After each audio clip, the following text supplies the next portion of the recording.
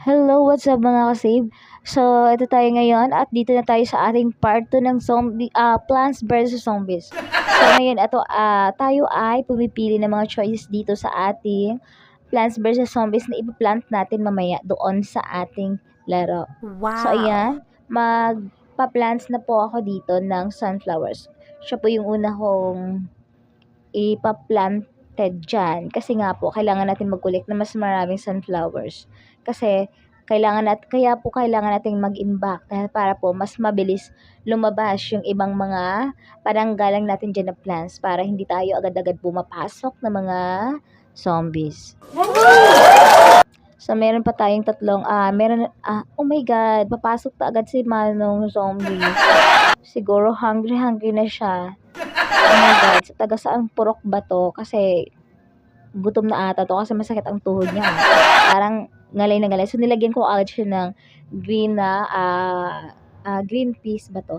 Yan, green peas nga. So, nilagyan ko siya agad para makalaban niya itong manong zombie. So, ayun, naputol agad yung ulo niya. Hindi na siya nakakain eh. Ang damot-damot ko naman. At dito naman sa taas, no? Ayan, ugod-ugod din si Manong Zombies.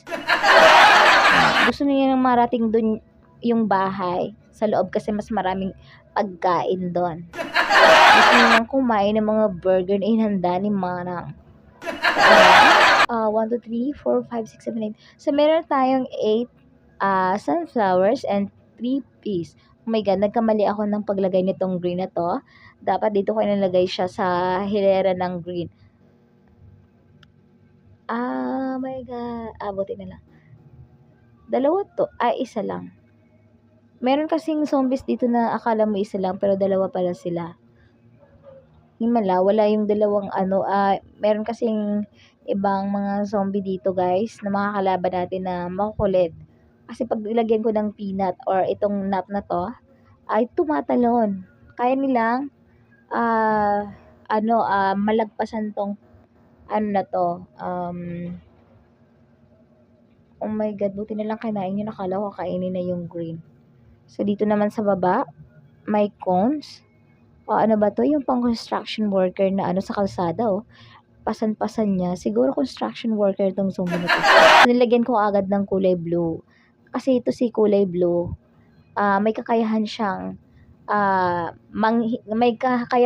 pahinain yung paglakad or pabagalin yung paglalakad nitong zombie na to. Ayan. Natanggal na yung kanyang sombrero. Dito naman sa taas, meron nakasombrero ng kaldero. Oh my God. Kaninong kaldero kaya to?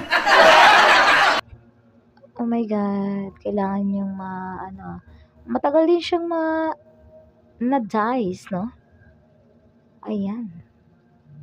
Bawal tayo magsalita dito ng mga bad words. Kasi magagalit si Meta. Magagalit. Huwag mo naman sanang kainin yan. Lagyan ko ng buhay or cracks. Buti na lang nakain. So, later guys, mas marami na tayong zombies na makakalaban. So, kailangan gamitin na natin yung ating pinakabawal na technique, no? So, ayan, nakita nyo naman yung pagpa-planted ko ng mga plants. Sobrang ganda, di ba? Kasi nakahilera, hindi siya pangit tingnan. Kasi yung mga sunflowers nakahilera, and then yung green, and then blue, and then maglalagay tayo ng mas maraming plants dito para mas mabilis nating makuha yung mga ibabala natin panglaban sa mga zombies na yan. Oh my God, final wave na guys. So I hope na manalo tayo dito. Oh, may dala pa silang flag, no? So anong flag kaya to? Oh my God. Yung flag nila may nakalagay na brain. At talaga silang kumain ng mga brain. Oh my God.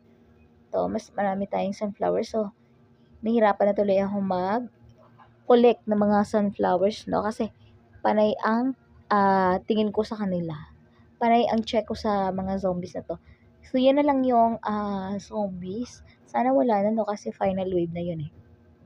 So, I hope na manalo tayo dito kasi lagi na lang akong talo dito eh. Lagi na lang talaga akong olats. Oh my God. Oh, sana hindi niya makain yung plums ko. Oh my God, sana hindi niya makain. Makakain pa rin niya kaya.